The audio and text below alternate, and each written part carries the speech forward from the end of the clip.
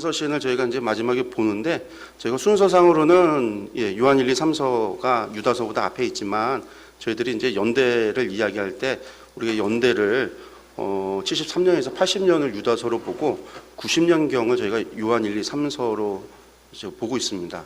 그래서 우리가 순서상으로 연대기적인 순서를 따라서 이야기할 때 요한서신이 좀 요한계시록 앞에 저희들이 보는 게 좋을 것 같다라는 생각도 있고, 유다서가 일반 책들을 우리가 좀 살펴보면 일반 책에서는 대부분 이제 90년까지 잡거든요. 요한계시록이 쓰여지기 전까지 유다서를 잡지만, 유다서에 나오는 이단, 우리가 흔히 말하는 초기 영지주의라고 이야기하는 것 모습을 보면 요한서신보다 발전되진 않았어요. 요한서신의 초기 영지주의적인 이단의 문제가 요한서신이 조금 더 영지주의에 가까운, 1세기 말에서 2세기에 나오는 영지주의의 모습과 가까운 것으로 나타나고, 그리고 이제 유다서가 베드로 후서에 나오는 영지주의보다는 조금 더 발전이 됐죠. 그래서 이 베드로 후서랑 요한 서신 사이에 유다서가 위치하는 게 맞지 않을까, 우리가 그냥 그렇게 저희들이 생각을 해서 유치를 했기 때문에 순서가 그렇게 됩니다. 그러니까 요한 서신이 1, 2, 3서가 90년경입니다. 90년경 하면 도미티아누스 황제가 다스리고 있었던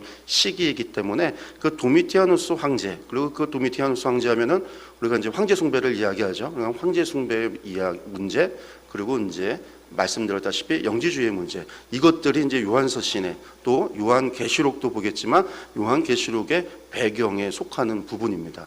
우리가 그런 것들을 좀 기억을 하시면 요한서신을 또 왜 마지막에 볼까, 이런 문제와 함께 좀 배경적인 것들을 정리를 할 수 있을 것 같습니다.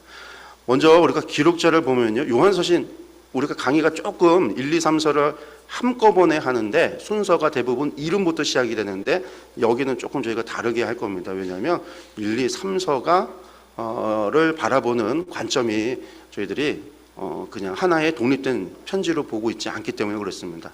일단 기록자를 보면요, 기록자는요 예수님의 제자 요한, 여호와의 사랑하는 자, 여호와께서는 은혜로우심, 이런 뜻을 가지고 있는 요한입니다. 세베대의 아들이고 야고보의 형제이고요, 사도 요한입니다.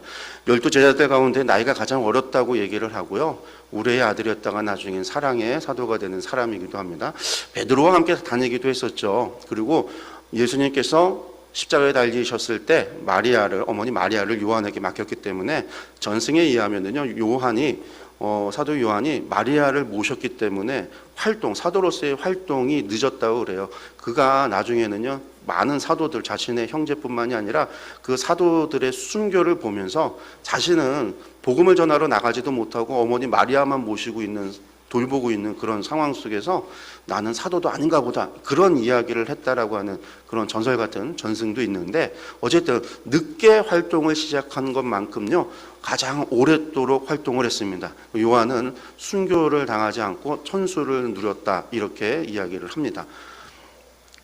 그리고 수신자를 보면은요, 수신자 요한 1, 2, 3서의 수신자를 다 보면 요한 1서는요 사랑하는 자, 나의 자녀들아, 이렇게 되어져 있고요, 요한 2서의 경우는요 택하심을 받은 부녀와 그의 자녀들이라고 되어져 있습니다. 요한 3서는 사랑하는 가이오, 곧 내가 참으로 사랑하는 자, 이렇게 수신자가 되어져 있어요. 그러니까 요한 3서는 개인에게 보냈고요, 요한 2서는요 한 가족에게 보냈고요, 요한 1서는요 한 교회 공동체에게 보낸 겁니다. 그러니까 개인과 가정과 공동체라고 하는 부분에 있어서 확장이 돼가는 것을 좀 알 수가 있겠죠. 그래서 1서에서 3서로 가면 수신자가 점점 좁아지고 2서도 한 장, 3서도 한 장밖에 되질 않아요. 아주 짧은 편지인데, 그렇기 때문에 이 요한서신을 연구하는 사람들이요, 왜 요한 3서, 요한 2서 이렇게 짧은 책, 그리고 개인적인 누군가를 첨거하고 있잖아요. 추천하는 추천서, 한 가족에게 보내는 어떤 개인적인 편지들, 이런 편지가 왜 성경에 포함이 돼서 정경에 들어왔을까, 이것에 대해서 고민을 하는 겁니다. 왜 정경에 들어왔을까?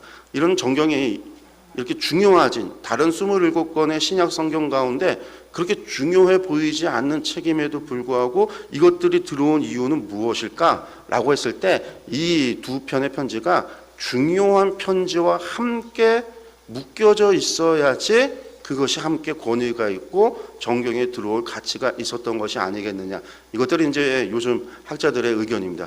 아마 우리 하윤수 목사님이 책 추천할 때 최신 신약 성서 개설이라고 하는 책을 신약 성서 개론 책을 추천을 말씀을 드린 적이 있는데, 그 책 같은 경우가 이제 최신 미국에서 신약 개론으로 보게 되는 책들, 최신인지는 모르겠어요. 제가 한 10년 전에는 최신이었습니다. 10년 전에는 그랬는데, 어쨌든 그 책 같은 경우도 이제 요즘 이제 그때에 많이 이 요한서신에 대한 이해가 그러한 이해였습니다. 그래서 편지 순서가 어떻게 되냐면 요한 3서. 왜 추천이 되냐면 당시에는 순회 설교자들이 있어서 공동체에 들어가서 순회 설교를 하는데, 그 사람을 그냥 아무나 받는 게 아니라 추천서를 가지고 가서 추천서를 하고 제시하고 설교를 할 수 있는, 말씀을 전할 수 있는 그런 기회를 얻어서 말씀을 전하는데, 이 추천서를 요한 3서는 추천서잖아요. 그러니까 이 추천서를 가지고 간 사람이 2서와 1서의 내용들을 다 가지고 갔고, 그래서 그 추천을 받아서 통과가 됐으면, 받아들여졌으면 그들에게 전한 메시지가 요한 1서의 내용이었을 거다. 그래서 요한 1서가 사실은 편지의 성격이 전혀 없습니다. 잠시만요. 소리가 너무 울려. 그 요한 1서는 편지의 형식이 아니에요. 그냥 설교문이지. 그래서 요한 1서가 설교에, 이 3서가 추천서, 추천이 가능해지면 요한 2서, 그 공동체의 지도자 혹은 뭐 그런 가정에게 편지를 전달하고 그리고 말씀을 전하는 것이 요한 1서가 아닐까. 이렇게 이제 저희들이 요한 1, 2, 3서에 대해서 생각을 합니다. 그래서 3서는 추천서, 요한 2서는 어쩌면 서론과 같은 거, 그리고 요한 1서가 본론이다라고 보시면 되겠고요. 그래서 편지를 읽는 순서도 요한 3서부터 시작해서 3서, 2서, 1서의 순서로 보도록 하겠습니다. 예, 수신자 문서 방금 말씀드렸던 것들이 다 그 내용입니다. 한 꾸러미에 서신일 것이다. 서신이다. 그래서 3서는 가이오에게 보내는 천거서고, 2서는 이 가이오의 교회 공동체에게 보내는 설교 형석, 형식이 2서와 1서다라고 보고 있습니다. 이 서신서가 쓰여졌던 배경을 우리가 좀 보면은요, 70년 이후의 로마의 상황, 그러니까 70년부터 시작해서 요한서신이 기록되어지는 90년이니까요. 그 사이에 로마의 상황은 어떻게 되어졌냐면, 율리우스 왕조가 카이사르, 그러니까 아우구스티누스에 의해서 세워졌던 율리우스 왕조가 멸망을 하죠. 네로의 자살로 끝이 나고, 그 다음에 이제 베스파시아누스 왕조로 바뀌게 됩니다. 이 유대 전쟁을 통해서 이 베스파시아누스 왕조가 로마에 들어오게 되고요. 이 베스파시아누스 왕조에 당면했던 과제가 무엇이었냐면, 첫째는 네로 때에 대화제로 소실됐던 로마를 재건하는 일이 있었고요. 네로에 인해서 반란이 일어났잖아요. 고토, 알바, 베델리우스, 이 사람들이 계속해서 황제가 되기 위해서 여러 번에 걸쳐서 내전이 있었기 때문에 그러한 반란, 그러니까 내전, 이것을 가라앉혀야 되고요. 또 유대 반란이 있었잖아요. 유대 반란이 얼마나 컸냐면, 사실은 유대 반란에 진압했던 이 베스파시아누스, 이 사람이 그 군인들, 그 세력을 힘입어서 나라를 이제 차지한 것이 됐기 때문에, 유대 반란이라고 하는 것은 로마 제국 전체를 뒤흔드는 일이었어요. 실제로 로마에서 가장 골칫거리가 유대였습니다. 왜 그러냐면, 유대가 정복했던 지역에서 반란이 거의 안 일어나요. 우리가 이제 카이사르의 갈리아 전쟁기를 보면, 카이사르가 정복했던 지역에서 나중에 반란이 일어나서 아주 큰 전쟁이 한번 있었던 이야기들은 보지만, 대부분 로마가 정복했던 지역에서 반란이 안 일어나요. 무슨 서버나가 반란을 일으켰다, 에집트가 반란을 일으켰다, 제정시대 동안에는 그런 일이 안 일어나는데, 로마 제국 전체에서 정복지에서 반란이 일어나는 데는 유대밖에 없어요. 특히 폼페이우스에서 정복당해서 예루살렘이 멸망하는 70년까지요. 31번의 민중봉기, 민중 반란 사건이, 반란이 일어나요. 31번이라고 하는 거. 이것은 엄청난 횟수거든요. 그러니까 유다에 대해서 이 유대 반란이라고 하는 게 로마 제국에 있어서는 아주 골칫거리입니다. 그래서 그 반응도, 그것을 진압하는 과정도 아주 심할 수밖에 없었던 거죠. 이 70년의 예루살렘 멸망 이후에도 이제 2세기 넘어가서 바로크 항쟁이 일어났을 때, 결국은 그 바로크 항쟁 때문에 이스라엘 사람들을 갖다 유대에서 전부 다 추출을 해버리는 거예요. 한 사람도 남기지 않고 다 추방을 해버리고, 아예 지명이고 다 다 바꿔버린 거죠. 그래서 그때부터 그 전까지는 유대였지만 바로크 항쟁 이후에 진압을 해서 유대의 흔적을 지워버리겠다고 해서 팔레스타인이라고 바꾼 거죠. 이름을 지명을 바꿔서 그때 이후로 팔레스타인이 지금까지도 팔레스타인이 된 겁니다. 어쨌든 이 유대 반란이라고 하는 것을 엄청난 사건이었기 때문에 이것을 정리하고 로마를 안정화시키는 게 베스파시아누스 왕조의 당면 과제였습니다. 그리고 실제로 베스파시아누스 왕조는요, 이 문제를 잘 해결을 했어요. 그래서 안정기에 들어가지만 70년 이후에, 근데요 85년 이 도미티아누스가 황제가 되면서 문제가 발생을 해요. 도미티아누스 황제가 공포 정치를 한 거죠. 그래서 이제 자기 아들을 갖다가 죽으니까 아들을 신으로 격상시키고 아들의 어머니도 신으로 하니까 자신도 신이 돼서 황제 숭배, 신이다라고 해서 황제 숭배를 강요하고 95년부터 96년까지 죽기 전까지 공포 정치를 해서 자신의 정치적인 반대 세력들을 갖다가 숙청을 하는 그런 일들이 다 있어졌어요. 그래서 도미티아누스가 죽고 나서 로마에서 도미티아누스에 대해서 내린 형벌이 뭐냐면 기록 말살형이라고 하는 선고를 내리죠.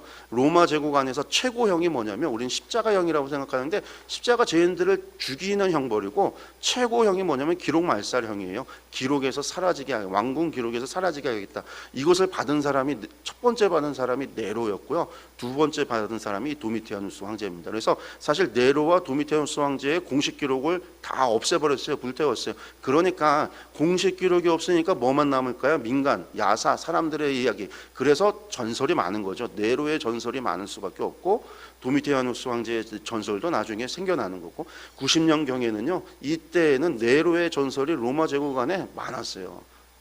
그래서 어쨌든 이런 배경이 로마의 상황이었습니다. 그 다음에 유대교의 상황을 좀 들여다보면요. 유대전쟁이 있어서 예루살렘 멸망했잖아요. 멸망하고 나니까 유대교가 힘을 낼 수 있는 상황이 아닙니다. 그래서 기독교를 박해 70년 이전까지 60년대까지만 해도요 기독교인들을 박해하던 주된 세력이 유대교인들이었지만 이 유대교가 몰락을 하게 되고요 성전 멸망으로 인해서 더 이상 제사를 드릴 수가 없습니다. 제사를 드릴 수 없다는 것은 제2종교 중심의 유대교에서 이제는 말씀 중심의 회당 종교로서 바뀌게 됐다라는 거죠. 그래서 회당 예배가 중요하게 됩니다. 여기에서 문제가 생겨요. 회당 예배가 중요한데 기독교인들도 회당 예배에 참여해요. 여러분들 기독교인들이 이때 90년대까지만 해도요 회당에서 예배를 안식일에 회당 예배를 드렸어요. 그러니까 기독교인과 유대교인들이 회당에서 만나면서 갈등이 생겨지기 때문에 요 70에서 90년 사이에 유대인들이 기독교인들을 회당에서 축출하는 이러한 문제들이 계속 발생해서 쫓아내는 거예요. 그래서 이 싸움이 지속이 됩니다. 이 싸움이 언제 가서 이제 완전히 결론이 나냐면 90년에 얌니아에서 이스라엘 유대인들이 기독교인들을 갖다가 공식 예배에서 18기도문, 18개의 기도문에서 12번째에서 기독교인들을 저주하는 기도문을 공식적으로 채택하고 회당에서 드려라. 그래서 모든 예배에 기독교인들을 저주하기 시작하니까 기독교인들이 회당 예배 가서 앉았다가 자신들을 저주하는 기도를 함께 드릴 수 없잖아요. 그래서 기독교인들이 회당에서 참여를 못하고 회당에서 나오기 완전 분리가 되는 거죠. 그리고 완전 분리됐던 기독교인들은 언제 모였냐면 회당 안식일에 회당에서 모인 게 아니라 안식 후 다음 날이었던 주일에 그 사람들이 아침과 저녁으로 모이기 시작을 했습니다. 그래서 이제 주일 예배라고 하는 게 90년의 얌니아 이후에 그 기독교 축출이라고 하는 사건이 벌어지고 나서야 주일에서 모임을 갖기 시작을 한 거예요. 그리고 이제 로마에서 그 주일을 태양신일이거든요. 주일이라고 하는 날이 로마에서는 태양신일인데 이 태양신을 기념하는 날인 주일을 공휴일로 지정을 해요. 그러니까 기독교인들은 너무 좋죠. 공휴일이 되니까 모이기에 더 좋은. 그게 전통이 돼서 지금까지도 일요일이라고 해서 태양이 전에 일요일이라고 해서 썬데이가 그래서 그날에 쉬는 게 로마의 전통을 따라온 거고 그날에 우리가 예배를 드리는 거죠. 그게 이제 또 안식 후 첫날이 예수님께서 부활한 날이었기 때문에 그렇게 의미를 두고 있다라고 하는 것도 여러분들 알아두시면 좋겠습니다. 이 회당에서 축출하는 사건 요한계시록에도 배경으로 나타나고 있습니다. 7교회의 문제 가운데 이 문제를 겪었던 지역이 교회가 2개나 있어요. 또 성전 멸망과 함께 제사장 그룹 사도계가 몰락하죠. 회당으로 바뀌었으니까 더 이상 제사를 못 드리는데 제사장이 무슨 상관이 있겠어요? 이때부터는 레위인들이 중요하죠. 바리새인들이 중요하죠. 서기관들이 중요해요. 그래서 이 바리새파들 사람들이 아주 중요한 영향력을 행사합니다. 특히 뭐 얌리아를 주도했던 사람들, 그래서 사내들인을 재건했던 사람들도 전부 다 바리새인들이에요. 바리새인들, 이 레위인들, 서기관들, 바리새인들, 이 사람들이 유대인들 가운데 유일한 지도자 계층으로 남게 되는 겁니다. 그럼 기독교 상황은 어떻게 되어졌을까? 예루살렘 멸망과 함께 예루살렘 교회도 멸망을 하죠. 그리고 예루살렘 교회 멸망하기 직전에 우리 야고보도 순교를 당합니다. 제사장에 의해서 죽임당해서 순교를 당해서 더 이상 예수님의 동생이었던 장로 야고보가 이제 교회의 지도자가 되지 못해요. 그 다음에 시몬이라고 하는 그 동생이 또다시 지도자가 되긴 하지만 그 이후로는 이제 예수님의 가족, 예수님의 형제들이 교회에서의 갖는 영향력은 사라져 버립니다. 그래서 예루살렘 교회가 멸망당하니까 예루살렘 교회도 이제 더 이상 중심 역할을 못하죠. 그리고 이 때를 전후로 해서 대부분의 사도들이 순교를 당하고 장로나 지도자들도 순교를 당합니다. 그래서 이제 흔히들 말하는 2세대들로 우리가 이제 넘어가기 시작을 합니다. 그리고 모교의 역할이 이제는 안디옥과 알렉산드리아와 그리고 에베소 교회가 담당을 해요. 특별히 시리아 안디옥이 가장 큰 중심 역할을 합니다. 그래서 시리아 안디옥에서 실제로 그걸 우리가 어떻게 알 수 있냐? 시리아 안디옥에 사본을 많이 발견을 해요. 그 얘기는 뭐냐면 그곳에 모였던 기독교인들이 그곳에서 성경을 제작했다는 얘기잖아요. 사본이 발견된다라는 거는. 그래서 이 시리아 안디옥에서 사본들이 발견이 되는 걸 통해서 우리가 이제 그런 것들을 알 수가 있는 거죠. 그래서 이제 중심이 시리아 안디옥으로 넘어갔다. 알렉산드리아로 그리고 에베소로 넘어갔다라는 겁니다. 그리고 유대 전쟁 이전까지는 교회를 유대교 세력이 박해를 했지만 이제 몰락했잖아요. 그래서 몰락하는 대신에 아까도 말씀드렸다시피 회당 예배 참여 문제로 갈등을 했고 결국은 기독교가 유대교와 완전히 갈라서서 독립하게 된다라고 하는 것도 말씀드렸습니다. 그리고 이제 도미티아누스 황제의 황제 숭배 거부, 이건 90년대 이후죠. 기독교가 이제 불법 종교로 낙인을 찍혀서 로마 황제로 인한 박해가 시작이 된다. 우리가 네로의 박해가 로마라고 하는 그 도시를 중심으로 해서 박해가 있어졌다라는 말씀을 드렸었는데 도미티아누스 황제가 로마 제국 전체냐? 전체는 아니에요. 전체는. 근데 로마 제국 전체에서 기독교인들을 향한 박해가 된 거는요 상당히 후대예요. 황제들이 명령은 내리지만 실제로 그렇게 잘 지켜지지 않았기 때문에 전역으로 그것이 확장되지 않았기 때문에 기독교는 계속해서 성도들이 살아남고 확장할 수 있었던 거고 로마 제국 대부분이 로마 도시와 로마 이탈리아 반도 그 주변에 국한돼서 그리고 로마 황제 숭배가 있는 신전들이 있잖아요. 그런 신전들을 중심으로 로마 종교 신전들을 중심으로 해서 그 주변이 박해가 있어지는 겁니다. 그런 이제 박해가 있는데 어쨌든 불법 종교다 그렇게 찍힌 것은 이 도미티아누스 황제 때부터라고 보시면 되겠고요. 교회 내부적으로 이단의 문제가 발생을 합니다. 골로새서에서 이단 문제 나왔죠. 베드로후서에서 이단의 문제가 나왔고요. 유다서에서 이단의 문제가 나오고 요한 2서, 요한 1서, 요한 계시록에 이단의 문제들이 다 나타나고 있어요. 그래서 이제 그런 이단의 문제들이 나오는데 이때 이단의 문제가 우리가 흔히들 영지주의라고 하는데 기독교 영지주의라고 하는 것은 2세기 중엽부터 발생을 해요. 2세기경에 만들어지는 거고 지금은 이제 영지주의로 발전하기 위해서 그들이 이제 헬라 철학과 헬라 사상들이 교회 안에 기독교 안에 들어오면서 그러니까 한마디로 말해서 그리스 지역으로 복음이 전파되면서 그리스 철학을 하는 사람들 헬라 철학을 하는 그 문명권에 복음이 전해지면서 사실상 헬라화 되어지는 과정 가운데 영지주의가 되는 거예요. 그래서 영지주의라고 하는 것이 기독교 영지주의라고 우리가 이야기하는 것은 사실 2세기 이후의 이야기고 1세기경인 이때까지는 사실은 헬라화의 문제가 크다. 그리고 그 헬라 철학 사상들 이제 우리 그걸 이제 초기 영지주의라고 말을 하는 거죠. 어쨌든 이제 그런 문제가 교회 안에 발생을 하기 시작을 했다라는 겁니다. 이단의 문제 조금 말씀드리면 우리가 이걸 뭐 초기 영지주의, 전 영지주의 이렇게 이야기하는데 어쨌든 이것이 신앙을 위협하는 문제들이 발생을 했습니다. 이게 긍정적인 역할도 했어요. 긍정적인 역할도 했고 왜냐하면 바울 사도가 예수 그리스도에 대해서 서신서를 통해서 말씀을 그리스도를 해석하고 그리스도를 증거할 때는 그리스 철학을 가져다가 빌려와서 그리스인들에게 이방인들에게 전했던 방식이 있기 때문에 그리스 헬라 철학이라고 하는 게 헬라 사상이라는 게 긍정적으로 도움을 준 것도 있는데 근데 그것이 결국은 넘어가면, 한마디로 넘어가면 이제 영지주의나 이단으로 빠질 수밖에 없었던 거죠. 이것이 이제 교회 가운데 특히 2세기 이후 중세 시대 이후까지도 영지주의는 엄청난 영향력을 행사했습니다. 그래서 영지주의라고 하는 게 뭐 흔히들 이원론을 주장한다, 헬라 사상, 동방 종교, 신비 사상, 유대교, 기독교 사상이 혼합됐다라고 얘기하는데, 이러한 것들은 전부 2세기 이후에 나오는 영지주의인데, 어쨌든 그런 문제들이 교회 가운데 있었다라고 하는 것을 여러분들 기억하시면 되겠습니다. 기록연대는요 90년대입니다. 서신서 자체로는요 표현을 안 해요. 언제라는 이야기가 없습니다. 폴리캅이 요한 1서를 인용을 한 걸 보면 이 폴리캅이 살아있을 때 이전에 쓰여졌다라는 것은 알 수가 있겠고요.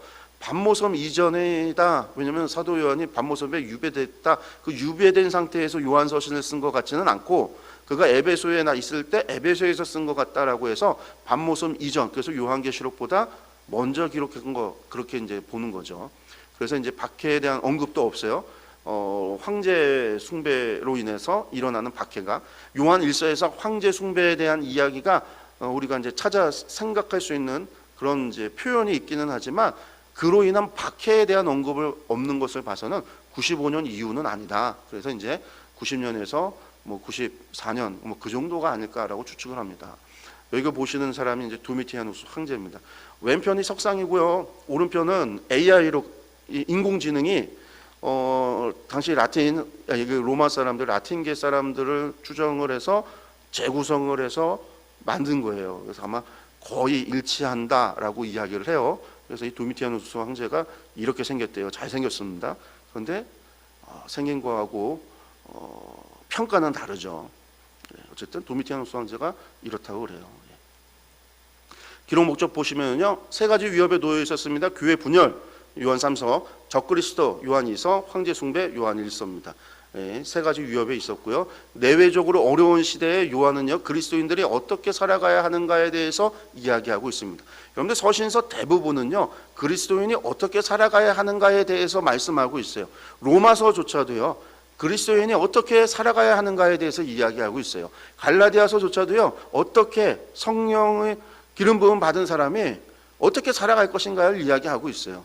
이 땅에서의 삶에 대한 것이 관심이었어요. 특별히 이런 환난과 고난이 있으면 그때 어떻게 믿음 지키고 살아갈 것인가가 관심이 될 수밖에 없겠고, 그것에 대해서 사람들이 고민하고 질문하고 간구하고 부르짖고 탄원할 때 당연히 이런 편지를 썼던 사도들이나 구약으로 치면 예언자들이 그것에 대한 답을 줬듯이, 하나님께서 그들을 통하여 답을 줬듯이 서신서에는 그러한 답이 우리에게 전해주고 있다는 겁니다. 특별히 요한은요, 하나님을 믿는다는 것과 사랑한다라고 하는 것을 갖다가 깊이 고민했던 사람이고, 그것에 대해서 실제적인 행동을 요구하는 사람이에요.